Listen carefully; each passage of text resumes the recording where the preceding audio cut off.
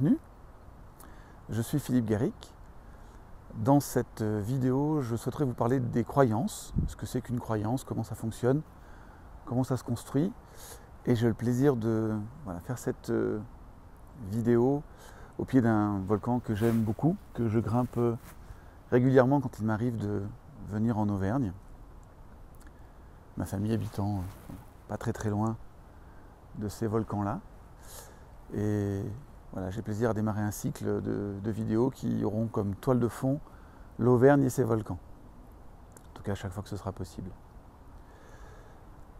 Alors, première chose, qu'est-ce que c'est qu'une croyance? C'est quoi la définition d'une croyance? Une croyance, c'est quelque chose que je crois vrai sur moi, sur les autres ou sur le monde. Par exemple, je crois que je suis compétent ou que je suis incompétent. Je crois que les autres sont fiables ou pas fiables. Je crois que le monde est dangereux ou au contraire un lieu d'opportunité. Ça, ce sont des croyances. Quelles sont l'origine de nos croyances? Une croyance va s'installer au travers de ce que j'ai vécu, soit parce que j'ai vécu une expérience forte qui m'a marqué, soit un certain nombre d'expériences un peu plus légères mais qui se sont accumulées et qui m'amènent à croire ce que je crois. Par exemple, si j'ai eu plusieurs conjoints infidèles, je vais considérer que les hommes ou les femmes sont infidèles. Une autre manière que les croyances ont de s'installer, c'est notre éducation. Cette fois, c'est plus quelque chose que j'ai vécu, c'est quelque chose que peut-être d'autres ont vécu ou des conclusions que d'autres ont tirées et qu'ils m'ont transmises au travers de l'éducation. Donc, en tout bien, tout honneur, en premier lieu, c'est plus juste que tout bien, tout honneur d'ailleurs, mes parents ont transmis des croyances, vos parents vous ont transmis des croyances. Et au-delà des parents, toute la famille, les oncles, les tantes, les grands-parents nous ont transmis de leurs croyances. L'éducation, elle se poursuit aussi avec l'école. Donc l'école véhicule des croyances. Et effectivement, le schéma sur lequel l'éducation nationale est construite va nous transmettre des croyances, encore une fois, sur nous, sur les autres ou sur le monde. Et j'ai coutume de dire que ce qui va aussi nous transmettre des croyances, ce sont tous les écrans. C'est-à-dire tout ce qu'on nous montre à la télévision et qui nous amène à définir notre vision du bien ou du mal. Et vous pouvez voir que d'un pays à un autre, nous ne montrons pas les mêmes images comme définissant le bien ou le mal. Et au-delà des écrans de télé, il y a aussi, j'en suis convaincu, tous les écrans de jeux vidéo. Voilà, je fais l'hypothèse que si j'ai passé mon enfance à détruire ce que je considérais comme être des méchants, je peux facilement imaginer que dans la vie, c'est comme ça qu'il faut faire et détruire ce qui je considère être des méchants. Donc voilà les deux origines de nos croyances, soit des conclusions que j'ai tirées par rapport à ce que j'ai vécu, soit des choses qui m'ont été transmises par d'autres, à leur contact, par l'éducation, l'école, ou les différents écrans dans lesquels nous pouvons être. Il n'y a pas de croyance juste ou de croyance fausse. Il n'y a donc pas de croyance plus vraie qu'une autre. Il y a juste celles auxquelles nous adhérons. Et donc pour nous, elles sont vraies. Et si l'autre a des croyances différentes des miennes, alors pour moi, elles sont fausses. Mais c'est juste un point de vue, une perception. Pensez encore une fois que les hommes ou les femmes sont infidèles. Vous pouvez sûrement trouver des hommes et des femmes qui ont ces comportements-là, et vous pouvez en trouver qui n'en ont pas. Donc, résumer les vertus ou les défauts d'une personne ou d'un groupe de personnes de cette manière-là n'a pas de sens dans l'absolu, c'est vraiment juste le reflet de mon histoire. Donc nos croyances sont le reflet de notre vision du monde. En même temps, ces croyances vont filtrer la réalité, c'est-à-dire que tout ce qui va dans le sens de ce que je suis prêt à voir, je vais le voir.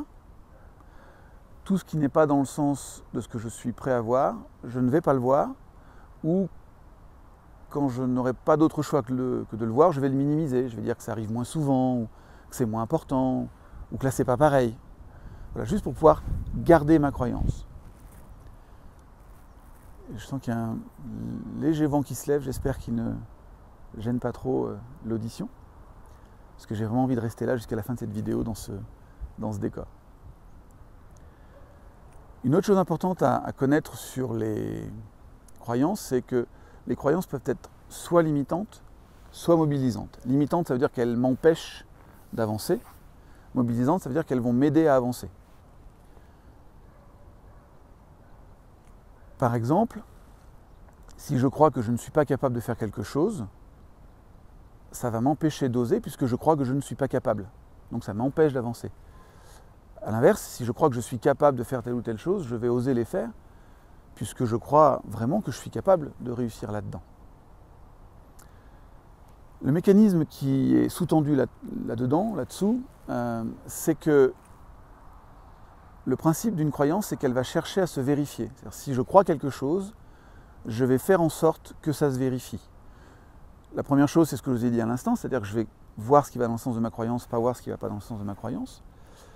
L'autre chose qui va faire que cette croyance cherche à se vérifier, c'est qu'inconsciemment, je vais me mettre dans des situations qui vont me permettre de vérifier mes croyances. C'est quelque chose que j'ai déjà eu l'occasion d'aborder lorsque j'ai traité dans les vidéos des jeux psychologiques. Les jeux psychologiques sont des situations que nous allons créer inconsciemment pour reproduire les croyances que nous avons. Par exemple, j'ai un jour accompagné une femme qui avait comme croyance que tous les hommes sont infidèles.